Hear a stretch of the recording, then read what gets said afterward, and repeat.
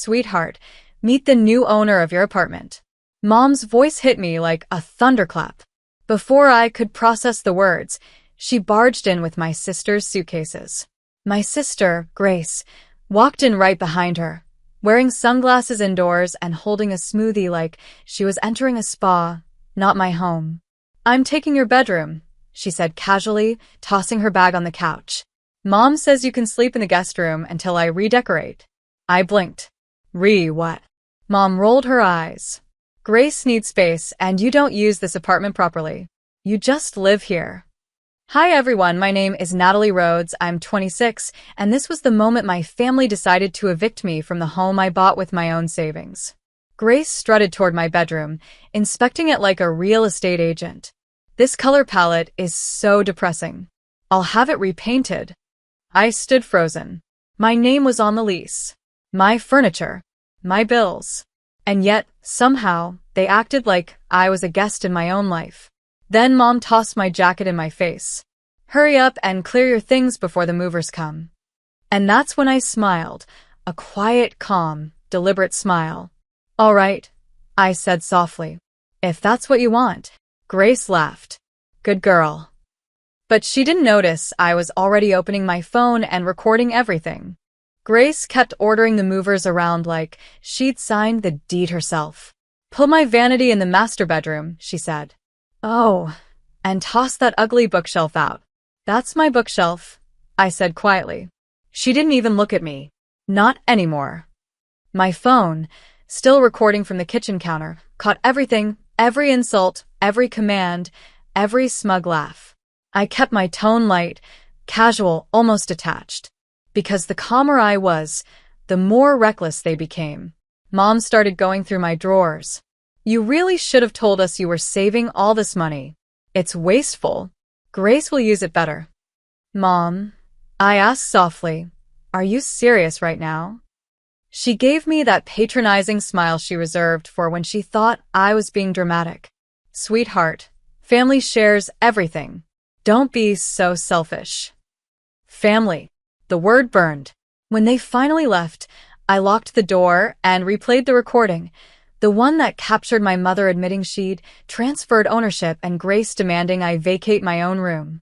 Every word, clear as glass.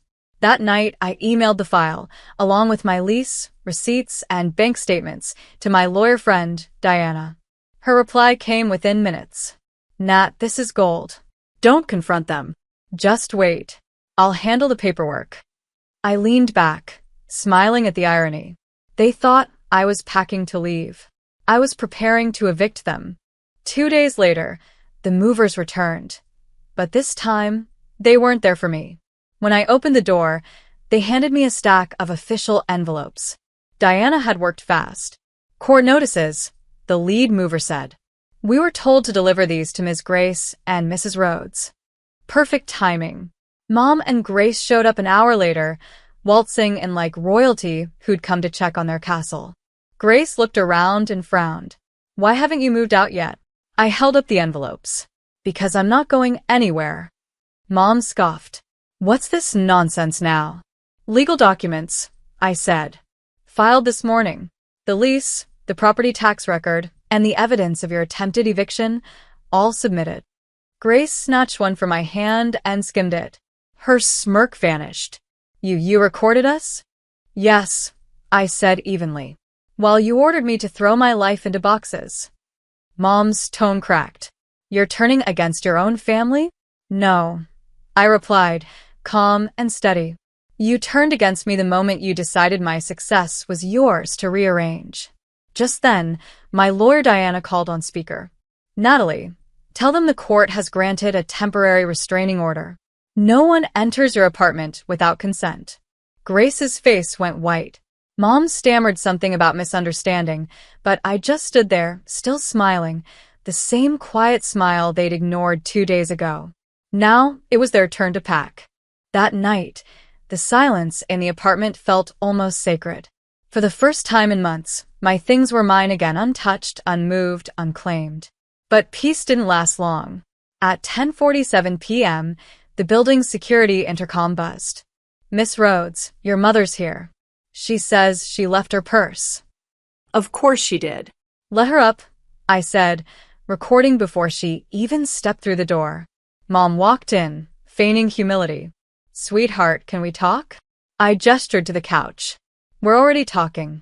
Her eyes darted around, searching for sympathy. You embarrassed us with that lawyer stunt. The neighbors are gossiping. Grace is devastated. Grace, I repeated. You mean the woman who tried to steal my room, my car, and my dignity? She sighed dramatically. You always twist things. We were helping you. By taking my apartment?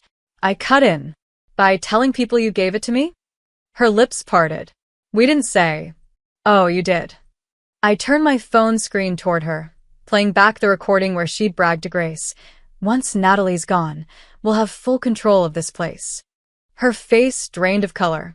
Mom, I said quietly, you raised me to believe in family, but you forgot to teach yourself what that means. The doorbell rang again. It was Diana, holding another envelope. This one, she said, isn't from court. It's from the landlord. Mom froze. He's terminating their sublease, Diana added. Effective immediately. The next morning, the hallway outside my apartment was chaos. Mom pacing, Grace on her phone trying to call someone important. Diana stood beside me, arms folded, completely unbothered. Grace snapped, You can't just kick us out, Natalie. We're family. I tilted my head. You should have read the paperwork before trying to steal my apartment. Diana stepped forward, her tone polite but razor-sharp.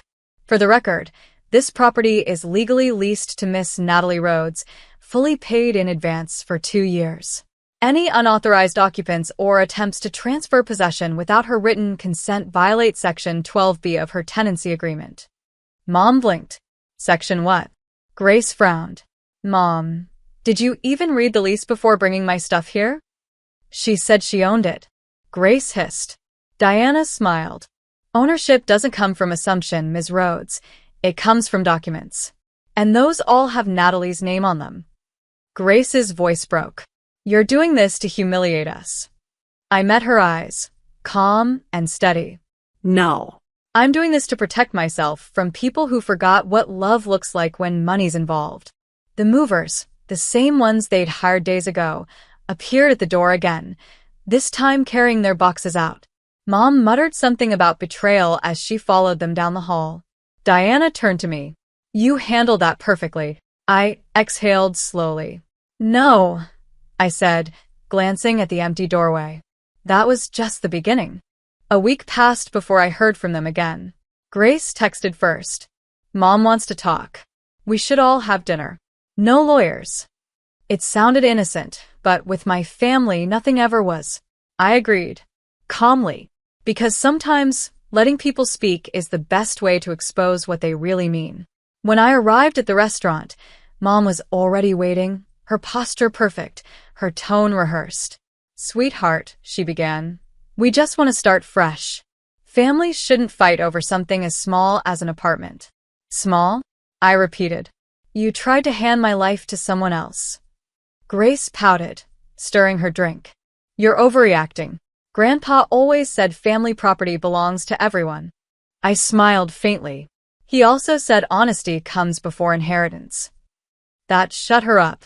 Mom leaned in, voice soft but sharp. You made us look terrible, Natalie. The landlord, the neighbors, everyone thinks we're greedy. You need to fix that. By doing what? I asked. Posting something nice online, she said. Say you misunderstood. Say we were helping you. I laughed quietly. You're asking me to lie again. Her eyes hardened. You owe us that much. I stood, placing my phone on the table, the screen still recording. No, Mom. What I owe you is a mirror, so you can finally see who you've become. Their faces fell. I picked up my bag and walked away, calm and unhurried. The next morning, I woke to 83 missed messages. Half from Grace, half from Mom. Apparently, my calm dinner exit had gone viral. I hadn't posted anything, not a word, but the restaurant CCTV had captured everything. Their attempt to guilt me, the recorded confession, and my final line, what I owe you is a mirror. Someone on staff uploaded it anonymously with a caption. When the quiet daughter finally speaks. Within hours, it was everywhere. People flooded my DMs with messages, strangers sharing stories of betrayal, favoritism, and stolen peace. Grace called crying. Natalie, please take it down. People are calling us thieves. You made your own statement, I said softly. The world just listened this time. Mom tried next, her tone dripping with false calm. Sweetheart, you're ruining our reputation. I looked around my spotless apartment, my name shining on the lease framed by the door. No, Mom, I said. I'm protecting mine. When I hung up, I noticed something strange. A message from Grandpa. Proud of you, kiddo. About time someone in this family learned the value of peace over property. That text meant more than anything trending online. Because for once, the family that tried to silence me had been exposed by their own echo. And all I'd done was tell the truth, quietly. 3 months passed. The noise faded. The viral post, the pity texts, the fake apologies. All that remained was quiet. Beautiful, earned quiet. Grace moved in with a friend across town. Mom, still clinging to image, started attending family healing seminars and posting inspirational quotes she didn't understand. I didn't reply to her messages anymore, not out of hate, but peace. The landlord renewed my lease early. You're one of the few tenants who respect what they have, he said. I smiled. That line hit deeper than he knew. At night, I'd sit by the window, the same one where I once stood crying as they threw my jacket in my face. Now it framed a different view, one of stillness, of control, of self-worth. One afternoon, a delivery arrived. No sender listed. Inside the box was a small brass key and a note written in shaky handwriting. To the only one who remembered integrity. The lake house is yours now, Grandpa. Tears blurred my vision. It wasn't about the property, it was about what it meant. Someone saw me, truly saw me, without conditions. That night, I drove to the lake house. The wind was gentle, the air smelled of pine and salt, and for the first time in years, I whispered to myself, no one can evict peace. And that, I realized, was the most priceless home of all.